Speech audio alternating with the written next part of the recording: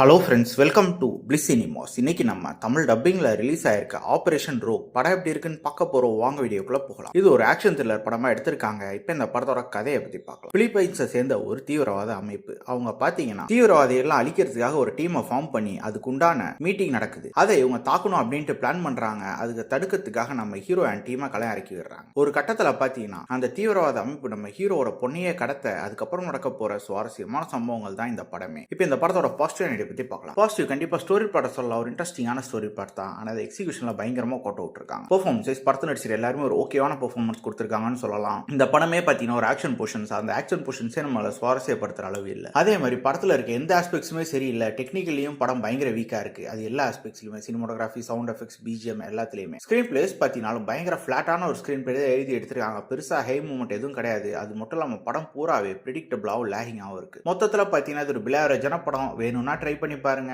இன்னொரு வீடியோல சந்திக்கலாம். தேங்க்யூ.